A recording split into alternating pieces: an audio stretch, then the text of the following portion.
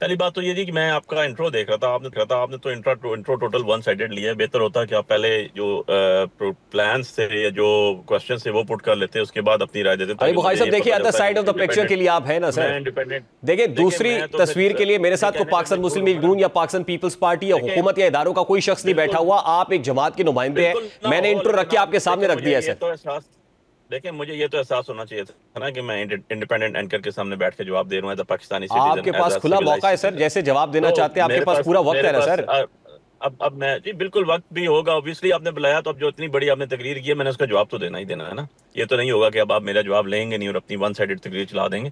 सो मेरे भाई, बात यह है कि सबसे पहले कि किसी भी जगह आज तक इमरान खान साहब ने इदारे का नाम नहीं लिया। ये बिल्कुल क्रिस्टल क्लियर है। वो हमेशा कहते हैं इंस्टीट्यूशन हमारे हैं, हम पाकिस्तानी हैं, हमारा स्टेक पाकिस्तान में है। वो जो बच्चे शहीद हुए वो हमारे हैं, जो भाई शहीद हुए वो हमारे हैं। वो हम में से हैं और हम उनमें से, हमारा कुछ भी स्टेक पे पाकिस्तान से बाहर नहीं है। ये एक कैटेगरिकल हमारी पोजीशन है, जिस पे खान साहब, हम लोग आज तक इसके ऊपर स्टिक हैं। और ये भी आपको एक बात बता दूं, और आपको ये जरा अपने रिकॉर्ड से दुरुस्त कर लीजिएगा, कि इमरान खान साहब ने हमेशा ये कहा है कि पाकिस्तान की सालमियत पाकिस्तान की फौज की वजह से, इसमें कोई दूसरी राय नहीं है। सो अब उसके अंदर आप देखें, हर घर से आपके हमारे अजीज़ों कारब रिश्तेदार सारे इस हमारे इंस्टीट्यूशन का हिस्सा है।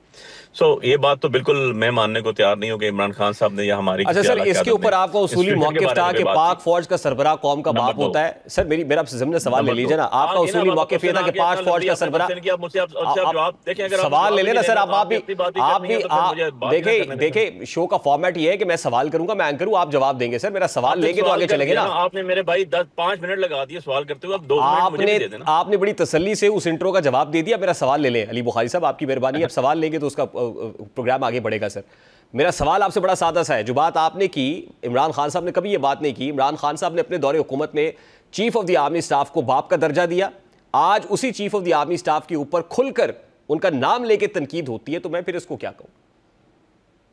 देखें, बात यह है कि तनकीद करना समथिंग एल्स है। आप तनकीद करना है कोई गुनाह अजीम नहीं है, बड़ी सीधी सी बात है। किसी के ऊपर ही, मेरे ऊपर आप तनकीद कर रहे हैं, मैं भी आपके ऊपर, आपके बैठे हुए आपके ऊपर तनकीद कर रहा हूँ।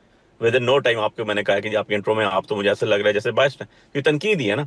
और तनकीद फॉर द बेटरमेंट होती है, तनकीद बुराई तनकीद नहीं होती। इसे कहते हैं ना बुराई इसलाह, वो कोई बुराई नहीं होती। आपकी इस्लाह तब होती है जब आप किसी का क्रिटिसिज्म सुनते हैं, सर किसी क्रिटिसिज्म को for the sake Mir of Jafar, betterment. Mir तो सादिक दैट इज कह देना, समथिंग एल्स। इन दो चीजों को क्लब ना करें मैं आप, तो इन दो मैं तो चीजों वो का क्लब ना करें, कॉनोटेशंस इन भी दो यहाँ पे चीजों का इस्तेमाल क्लब नहीं ना कर करें ना। सकता जो कॉनोटेशंस देखिए इमरान खान साहब देखिए ना, पाक फौज बात के यह है, सरबराहान के लिए आपको इस्तेमाल करना भी नहीं करता रहा है। चाहिए, क्योंकि आप क्वेश्चन कर देते हैं, क्वेश्चन का जवाब आने से पहले आप फिर इंटरप्ट भी कर देते हैं मेरे भाई।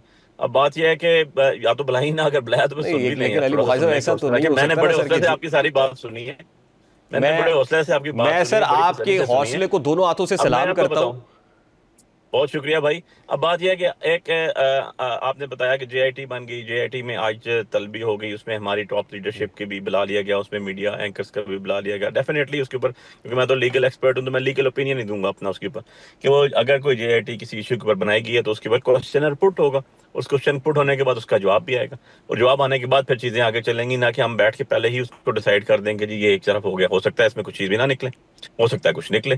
तो ये सारी चीजें होंगी कि जब जेआईटी जॉइंट इन्वेस्टिगेशन टीम जो है वो कोई आपके ऊपर क्वेश्चन पुट करेगी, और क्वेश्चन पुट करने के बाद आपको उसका रिप्लाई फॉरवर्ड करना पड़ेगा, सबमिट करना पड़ेगा। दूसरी चीज बड़ी ये है कि मुनासिब आया बात है। जाहिर है जेआईटी जेआईटी जो के बनाएगी, सारे सारे लोग जेआईटी जो जिनको बुलाया बनाएगी, गया है वो लोग जेआईटी के सामने पेश होंगे तो मामला आगे बढ़ेगा ना। उनमें से सिर्फ 2 लोग लेकिन मैं जेआईटी के वो तो सामने कभी पेश हुए। आज तक किसी कोर्ट ऑफ लॉ में या किसी भी जगह एक दिन के अंदर सारे के सारे पेश भी नहीं हो सकते। आपको याद होगा तो एक जेआईटी बनी थी जिसमें मियां साहब और मियां साहब की फैमिली मरियम सबको बुलाया गया था, एक दिन में उनके भी जेआईटी क्वेश्चंस नहीं हुए, ना हो सकते नहीं हैं। लेकिन उस पे आप पॉइंट ऑफ बारी व्यू बारी आपका ये करते हैं, आ आप गया ना कि बारह बारह आपका बंदों को पॉइंट ऑफ बुला व्यू। के 12 बंदे को बुला के देखे ना, 12 बंदों को बुला के आप इकट्ठा बिठा के तो नहीं कर सकते उनका। नहीं नहीं और आप लेकिन सबको 12 लेकिन बजे का आपकी नोटिस देकर टाइम पार्टी बना का रहे हैं। वर्जन ये है ना अली बुखारी साहब कि वो लोग यहाँ है ही नहीं, वो बैरून मुल्क बैठे हुए हैं जो सोशल मीडिया ऑपरेट करते हैं, इसलिए वो यहाँ नहीं आ सकते। तो नहीं आ सकते तो ऑब्वियसली, जब नहीं आ सकते तो उनके खिलाफ लीगल कार्रवाई होगी ना, कोई अगर करनी हुई जेआईटी ने तो। अदरवाइज तो नहीं हो सकता ना। अब एक बंदा नहीं है तो अगर पेपर हुआ जो थे, आपने खुद बता दिया अपने के इंट्रो में कि वो आए भी हैं और पेश भी हैं और गए भी हैं। So on the other side बात यह है कि जो बंदा नहीं है पाकिस्तान अवेलेबल उसके ऊपर भी होगा। यार ये तो हमारी देखे ना, बड़ा भयानक सी हमारी तारीख है। आपको याद होगा कि एक वजीर आजम के भाई जो उस टाइम वजीर आजम थे शायद, या नहीं थे, नहीं वजीर आजम नहीं थे उस टाइम, उन्होंने 50 रुपए का स्टाम्प पेपर दिया और मियां नवाज शरीफ साहब, साहब वजीर आजम साहब इलाज कराने के लिए 4 हफ्ते बाहर गए और वो 50 रुपए के स्टाम्प वैसे पेपर के अली ऊपर गए बुखारी साहब और इस 4 पे तो साल लगा ओनस के आए, आपकी है सर, 4 साल लगा हुकूमत के आए। आपकी थी, तो आपकी बात यह है कि कैबिनेट का डिसीजन था ये कि मियां साहब पाकिस्तान को की बाहर तारीख, भेजना ये है। पाकिस्तान की, मैं आपको बता रहा हूँ, नहीं नहीं नहीं नहीं नहीं नहीं नहीं, कैबिनेट का डिसीजन बिल्कुल भी नहीं था। आपकी कोर्ट ने कैबिनेट लिया ने ये 50 डिसाइड रुपए के किया था। स्टाम्प पेपर पे, लाहौर हाई कोर्ट का फैसला है। उनके फैसले के ऊपर गए, उनके फैसले के ऊपर गए लाहौर हाई कोर्ट में जाके मियां शहबाज शरीफ साहब ने 50 रुपए का स्टाम्प पेपर दिया जमानत के तौर पे, और वो 4 साल मौसूल बाहर ला आपका के ताल्लुक पाकिस्तान लीगल की फ्रेटर्निटी तारीख का से बायस है, फैसला है। आप मुझे बताइए कि 50 रुपए के स्टाम्प पेपर की क्या लीगल वैल्यू है? आपकी कैबिनेट का डिसीजन था कि मियां साहब को बाहर भेजना है सर, और इमरान खान साहब ने खुद कहा कि शीरी मजारी साहिबा के आंसू जो है उनसे मेरा दिल पिघल गया। बिल्कुल भी नहीं। अब आप जरा विद सब्जेक्ट टू कंफर्मेशन कर लेना, डॉक्यूमेंट्स देखने में एतराज तो नहीं है ना भाई? अच्छा, मुझे सिर्फ एक सवाल का जवाब दे दे सर। एग्जिट कंट्रोल, अब आपने सवाल किया तो जवाब सुन लेना। नहीं सवाल मेरा ले लेना, सुन तो लें पहले जवाब जी जी। जो आप ही के सवाल ले रहा हूँ यार, मेरा तो जवाब आप आधे में से रोक लेते हैं मुझे। इशू ये है कि मियां नवाज शरीफ साहब बाहर गए, हाई कोर्ट के अंदर सबमिट हुआ 50 रुपए का स्टैम्प पेपर, 4 साल के लिए गए, 4 साल के बाद है। पाकिस्तान की तारीख में ही दूसरी दफा हुआ। पहली दफा हुआ जब नवाज शरीफ साहब बाहर से आए और 10 साल के लिए उनका कंडोन किया गया। जो आपका अगर हैंग सेंटेंस भी किसी को हो जाती है तो 7 दिन में राइट ऑफ अपील होता है, 7 दिन के बाद आपकी अपील फाइल नहीं हो सकती, मौत की सजा के बाद। लेकिन मियां साहब बाहर से आए और 10 साल की सजा उन्होंने डिले जो था उसको कंडोन। मियां नवाज शरीफ साहब का नाम एग्जिट कंट्रोल लिस्ट में था, एग्जिट कंट्रोल लिस्ट से मियां साहब का नाम आपकी हुकूमत के अलावा हाई कोर्ट निकाल सकती थी? बिल्कुल निकाल सकती है। आज भी हमारे खिलाफ लाहौर हाई कोर्ट ने मियां साहब का नाम ईसीएल से निकाला। सुन ले सर, जो हुआ वो बताए ना सर। मैं आपको बता रहा हूँ, अभी कल जरताज गुल साहबा हमारी लीडर हैं, वो गई यहाँ से उमरा करने के लिए, कोर्ट के ऑर्डर पे गई वो। अभी जितने भी आपके पुराने अहमद डोगर साहब हैं हमारे, जो ईसीएल में नाम था, इस्लामाबाद हाई कोर्ट के कहने पे सर, मियां साहब का नाम आपकी कैबिनेट ने ईसीएल से निकाला था। खुदा का वास्ता है सर, खुदा का वास्ता है सर, ऐसे ना करें।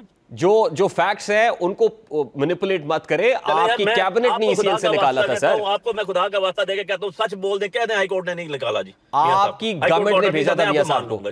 आप इतनी जुर्रत पैदा करें ना कि मैं कहता हूं, आप इतनी जुर्रत पैदा करें कि आप कहें कि हमारी हुकूमत ने मियां साहब को भेजा था। बिल्कुल भी नहीं। मैं कहता हूं हाई कोर्ट के ऑर्डर पे गया हो, आप कह दें कि हाई कोर्ट का ऑर्डर नहीं। मैं ये कह रहा हूं कि आपकी कैबिनेट ने मियां साहब का नाम ईसीएल से निकाला था, फैक्ट चेक कर ले। देखिए ना, कैबिनेट ने अपना डिसीजन लिया होगा मेरे भाई। कैबिनेट के डिसीजन के ऊपर बाहर नहीं जा सकते आप। बाहर तब जाएंगे आप क्योंकि आप कन्विक्टेड थे। किसी सजा याफ्ता मुलजम को कैबिनेट जेल से नहीं निकाल सकती, उसके लिए कोर्ट निकाल सकती है। सो कोर्ट ने निकाला, कोर्ट ने बाहर भेजा, और कोर्ट के अंदर दूसरे भाई ने जाके श्योरिटी दी। चेक तो कर लो यार, मेडिकल बोर्ड के सर डॉक्यूमेंट चेक कर। आप देखें ना, फिर राइट लेफ्ट की गुफ्तगू करेंगे, मुझे उसका जवाब देना पड़ेगा ना। मतलब आप बहुत सारी चीजों के ऊपर आप सवाल उठाने लग जाते हैं अली बुखारी साहब। मेरा सवाल बड़ा सादा सा है। मैं ये कह रहा हूं कि मेडिकल बोर्ड किसने बनाया था? आपने बनाया था। आपके मेडिकल बोर्ड ने रिपोर्ट की कि मियां साहब की हालत ठीक नहीं है। नाम मियां साहब का ईसीएल में किसने डाला था? आपकी हुकूमत ने डाला था। नाम ईसीएल से निकाला किसने? आपकी कैबिनेट ने निकाला था। ये 2 + 2 = 4 है सर। ये सीधी सीधी बात है।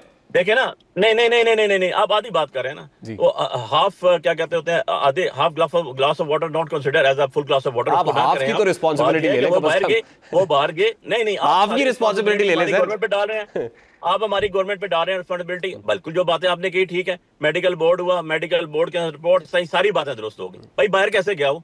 किसको छोटी दे गया था? गवर्नमेंट को नहीं, पंजाब हाई कोर्ट को लेके गया था छोटी। किसने दी? भाई ने। क्या रिकॉर्ड का हिस्सा नहीं? ये श्योरिटी आपकी मेडिकल रिपोर्ट्स की रोशनी में दी गई। कितने? सर खुदा का खौफ करें, 4 हफ्तों के लिए गए थे मेडिकल रिपोर्ट पे, 4 साल लगा। तो मियां साहब को वापस ले आते मेरा। 4 साल के बाद आप मियां साहब को वापस ले आते सर। देखें, ऐसे नहीं होता। जो 2 बातें आप मिक्स अप कर रहे हैं ना। आप जो मुल्क से बाहर जो लोग रहते हुए हैं उनके ऊपर क्या मुल्क का कानून लागू होगा, और अगर लागू होगा तो क्या हम उनको लेकर आएंगे? ये एक अलग डिबेट है। ठीक है, आप किसी को बैठ के रिचर्ड गर्नायर वहां से अगर बैठ के ट्वीट करते तो आप उसके खिलाफ पर्चा कर देते यहाँ। ठीक है, ऐसी बात नहीं है। बात यह है कि जो चीजें आपकी लॉ परमिट करती है आपने वो करना है, जो चीजें लॉ परमिट नहीं करती वो आप नहीं कर सकते। अगर आपके लॉ ट्रीटी है और ट्रीटी के तहत आप लेकर आ सकते हैं तो गो अहेड, आप जाएं लेकर आए। हम तो किसी को डिफेंस करने की कोशिश नहीं कर रहे, हम तो नहीं कह रहे, मैं तो किसी को डिफेंड नहीं कर रहा हूँ। ठीक है ना, या मैं किसी को डिफेंड करने बैठा हूं। मैं तो आपको एक रियलिटी पार्टी की हकीकत बता रहा हूं कि जी what is our party stance. Party stance क्या है? आपने खुद अपने इंट्रो में बता दिया कि बैरिस्टर गौहर चेयरमैन ने क्या आज आपको सामने स्टेटमेंट दी, और वो खुद अपीयर हो गए। सलमान राजा भी अपीयर हो गए, general secretary of the party. So main hierarchy of the party जो है वो तो आपके अच्छा, ये जो हायरार्की ऑफ द पार्टी है सर, मेरा बड़ा सादा सा सवाल है अली बुखारी साहब। बैरिस्टर गौहर चेयरमैन पीटीआई है, लेकिन बैरिस्टर गौहर कोई डिसीजन नहीं ले सकते। आज भी उन्होंने कहा जीआईटी को क्या जवाब देना है जाके बानी पीटीआई से पूछेंगे। तो आपकी अपनी पार्टी के अंदर डेमोक्रेसी नहीं है, पार्टी के अंदर कोई फंक्शनरीज नहीं है, कहीं कोर कमेटी कंसेंसस के साथ कोई डिसीजन कर ही नहीं सकती। हर फैसले के लिए आपको बानी पीटीआई से पूछना पड़ता है। सर ऐसे पार्टीज चलती?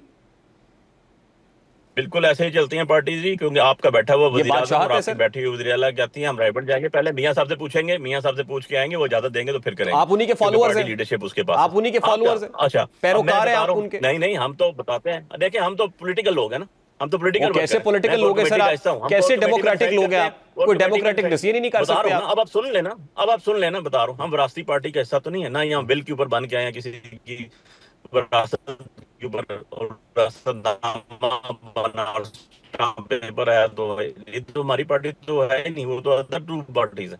हम तो कोर कमेटी में बैठते हैं, आपकी पार्टी में मौरूसियत नहीं है, डिक्टेटरशिप है। वो डिस्कस करते हैं, जो चीजें डिस्कस करते हैं वो जाके सुन लेना यार। अब आप सुन तो लेना सर, सुन लेना, थोड़ा सा हिम्मत पैदा कर लें सुनने की। फिर हम वो सारा डिसीजन जो होते हैं वो जाके इमरान खान साहब के सामने रखते हैं और उसके ऊपर उनकी राय भी लेते हैं, और उनको बताते हैं कि ये कोर कमेटी का फैसला है, ये लीगल इसके अंदर एस्पेक्ट्स आ रहे हैं, ये चीजें आ रही हैं, फिर आपका क्या कहना है वो डिस्कस होता है। ये तो नहीं होता कि बैठ के एक बंदा जिसको खुरम दस्तगीर जैसा बंदा वो कह रहा है 1.5 साल से मुझे टाइम ही नहीं दे रहा मिलने के लिए। ये तो सूरत हाल है, ये उन पार्टी में होता है जो विरासती पार्टी है, जो बादशाह है। हमारी तो पॉलिटिकल पार्टी है, मैं पॉलिटिकल वर्कर हूँ, इसी तरह बाकी लोग भी पॉलिटिकल वर्कर हैं, गोर साहब भी पॉलिटिकल वर्कर है। सो इसमें तो कोई चीज ही नहीं है, वो भी जब कोई डिसीजन लेते हैं तो हम एक दूसरे डिस्कस करते हैं। ये तो कॉमन सेंस की बात है, पॉलिटिकल विजडम की बात है बेसिकली, और पॉलिटिकल एटमॉस्फेयर की बात है। लास्टली अली बुखारी साहब, अब पॉलिटिकल विजडम क्या है आपका? क्या करना आपने? इस्टेब्लिशमेंट से बात करनी है जिसपे बात करने में कोई शर्म नहीं है, या एहतजाज करना है उनके अगेंस्ट, या सोशल मीडिया पे कोई प्रोपेगेंडा करना है? What is the way forward now?